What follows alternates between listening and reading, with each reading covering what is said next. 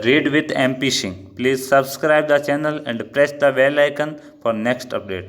तो फ्रेंड्स अपन पढ़ रहे थे आरबीएससी की 10th बुक की जो इतिहास एवं सभ्यता नामक बुक है उसके नोट्स पढ़ रहे थे जिनके टॉपिक रीड से संबंधित हैं। ठीक है फ्रेंड्स, उनके अंदर ही अपने लोक देवता टॉपिक ले रखा था। लोक देवता के अंदर तेजा जी, गोगा जी, बाबू जी राठौड़, देवनारायण जी गुर्जर, इनके बारे में अपन जो पहले मलिनाथ जी, इनके बारे में पहले पढ़ चुके हैं। आज अपन जो दूसरे लोक देवता जो आरबीएससी बुक में आए हुए हैं और सबसे महत्वपूर्ण लोक देवता हैं रामदेव जी। तो आज पढ़ेंगे अपन रामदेव जी के बारे में। ठीक है फ्रेंड्स, तो चलते हैं पढ़ते हैं। इनके पिता का नाम था अजमाल जी। क्या नाम था फ्रेंड्स? अजमाल जी। तंवर वंशी, मतलब इनकी जो जाति थी राजपूत समाज में, राजपूत में तंवर वंशी राजपूत थे। कौन से थे? तंवर वंशी राजपूत थे अजमाल जी। उनके पुत्र थे रामदेव जी। ठीक है फ्रेंड्स, तो रामदेव जी की कास्ट पूछ ली जाए यदि तो कौन से थे? राजपूत वंश के अंदर तंवर जाति के राजपूत थे। ठीक है फ्रेंड्स, इनकी माता का नाम था मैणा दे। क्या नाम था? मैणा दे।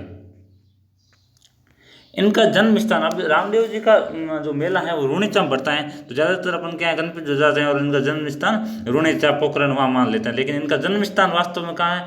बाड़मेर की शिव तहसील का उंडू काश्मीर गांव। ठीक है फ्रेंड, गांव का नाम क्या? उंडू काश्मीर। ठीक है फ्रेंड्स, बढ़ते हैं आगे। इन्हें मलिनाथ जी के समकालीन माना जाता है।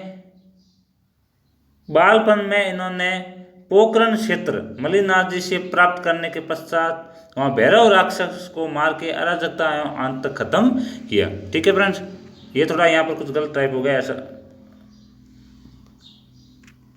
तो फ्रेंड्स, इनको मलिनाथ जी के समकालीन माना जाता है। अब ये बात मेरे को आरबीएससी वालों ने कैसे लिखी खुद को समझ नहीं आ रहा है कि मलिनाथ जी जो टॉपिक दिया रखा है वहाँ लिखा है कि मलिनाथ जी का जो है जन्म है वो 1358 ईस्वी में होता है और उनका स्वर्गवास है वो 1399 ईस्वी में होता है। जबकि इनके रामदेव जी के बारे में लिखा हुआ है कि इनका जो है जन्म 1405 ईस्वी में होता है। ठीक है फ्रेंड्स, तो वो तो खुद जो है मलिनाथ जी के 6 वर्ष बाद में जन्म है, तो समकालीन कैसे हो गए? लेकिन जो है आरबीएससी बुक में दिया हुआ है, अब उन्होंने मिसप्रिंट कर दिया या किस प्रकार दिया या मलिनाथ जी कोई और हैं तो मुझे पता नहीं। आप किसी इस विषय के विशेषज्ञ से जरूर पता करना कि ये क्या मामला। ठीक है फ्रेंड्स, उस बुक में ऐसा कैसे दिया है।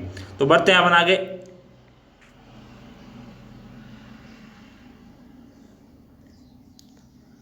इनका विवाह अमरकोट के राजा दलजी सोडा की पुत्री नेतल से हुआ। ठीक है फ्रेंड्स, किसकी पुत्री? दलजी सोडा की पुत्री नेतल से इनका विवाह होता है। अमरकोट जो वर्तमान में पाकिस्तान में।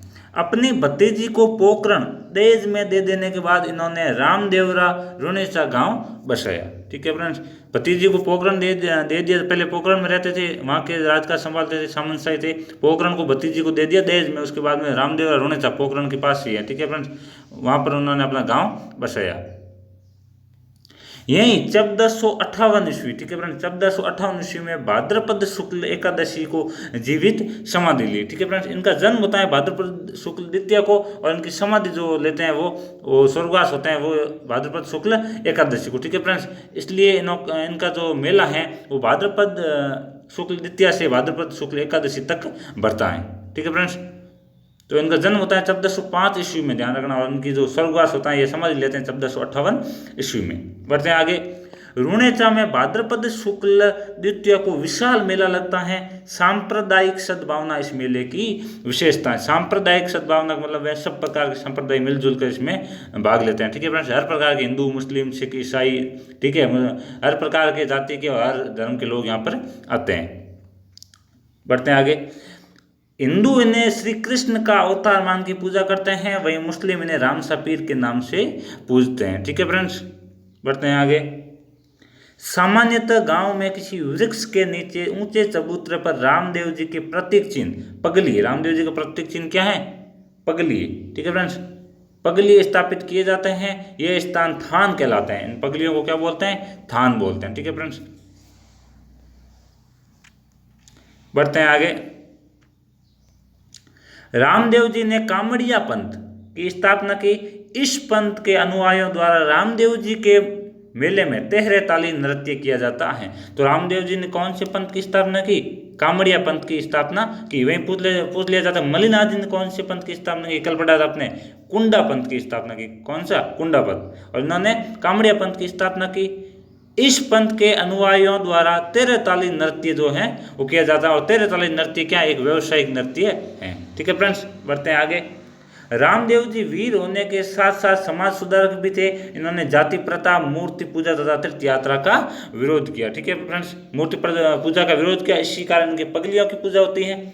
जाति प्रथा का विरोध किया इन्होंने, कहा डालीबाई मेघवाल को जो अपनी धर्म बहन बनाया और कहा कि ऊंच नीच कुछ जो जातिवादी नहीं होते, सब लोग समान होते हैं। ठीक है फ्रेंड्स, तो ये जो है वो आरबीएससी की 10th के इतिहास में सभ्यता बुक में जो रामदेव जी लोक देवता के बारे में जो आया हुआ था वो मैंने आपको बता दिया। इसके अलावा भी जो रामदेव जी के बारे में कुछ फैक्ट्स हैं, ठीक है फ्रेंड्स, तो वो भी मैं आपको इस वीडियो में बता देता हूँ, लेकिन इस आरबीएससी की बुक में जो है वो इतना ही आया हुआ था। ठीक है फ्रेंड्स, तो फ्रेंड्स एक्स्ट्रा पॉइंट क्या है रामदेव जी के बारे में वो भी पढ़ते हैं।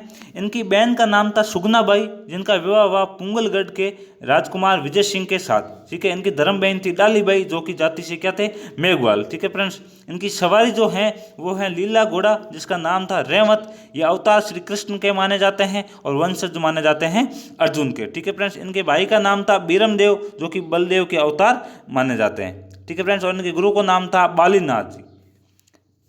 इन्होंने पंच पीपली स्थान पर आए मक्का के 5 पीरों के बर्तन चमत्कार से मक्का से मंगवा लिए थे। इसी कारण उन पीरों ने कहा था कि मैं तो पीर रहा और आप पीरों के भी पीर हो, इसलिए रामदेव जी को पीरों के पीर कहा जाता है।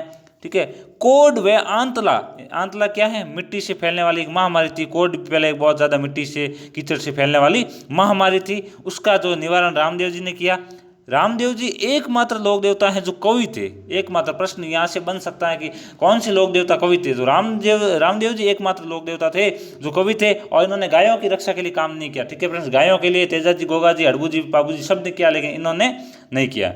इन्होंने 24 बाणियाँ नामक ग्रंथ लिखा। इनका ग्रंथ का नाम क्या था, 24 बाणियाँ नामक ग्रंथ लिखा। ठीक है फ्रेंड्स, तो इसलिए कवि थे और 24 बाणियाँ नामक ग्रंथ लिखा। रामदेव जी से संबंधित कुछ शब्द हैं, उसके बारे में अपन पढ़ते हैं। रामदेव जी की आण क्या होती है, आण का मतलब होता है राजस्थानी में कसम। ठीक है फ्रेंड्स, ताक का मतलब होता है आलिया या पगलिया रखने की जगह। जातरू होते हैं पैदल यात्री। ठीक है फ्रेंड्स, जमा होता है रामदेव जी का जागरण, और रिकिया होता है जमा देने वाले लोग। ब्यावड़े होते हैं जम्मे में गाए जाने वाले गीत। ठीक है फ्रेंड्स, और नेजा जो होती हैं वो होती हैं आपके रामदेव जी की ध्वजा, जो कि 5 रंगी होती है, 5 रंगों से बनी हुई। घोड़ले होता है कपड़े का घोड़ा बना हुआ है रामदेव जी का, जो अपन कई बार रामदेव जाते समय ले जाते हैं और जिसकी पूजा करते हैं। ठीक है फ्रेंड्स, बादली हैं जातरों द्वारा लगाए गए जयकारे। और शैंपा या पर्चा क्या है, रामदेव जी के चमत्कार, और पर्चा हम सिंपली कहते हैं चमत्कारों को। ठीक है फ्रेंड्स, तो बढ़ते हैं अगला टॉपिक में, पढ़ते हैं कि इनके प्रमुख पूजा स्थल क्या क्या है। तो इनके सबसे बड़ा पूजा स्थल रामदेवरा रोनेचा गांव पोखरण के पास है। ठीक है फ्रेंड्स, जो कि जैसलमेर में है, जो जिसे मारवाड़ का कुंभ भी कहा जाता है, और राजस्थान का सबसे बड़ा मेला है। राजस्थान का ये सबसे बड़ा मेला है। ठीक है फ्रेंड्स, लकी मेला भी इसे कह सकते हैं। छोटा या मिनी रामदेवरा पूछ ले तो वो कहाँ है, खुंडियावास अजमेर में। ठीक है, भारत का छोटा रामदेवरा पूछ ले तो वो है जूनागढ़ गुजरात में।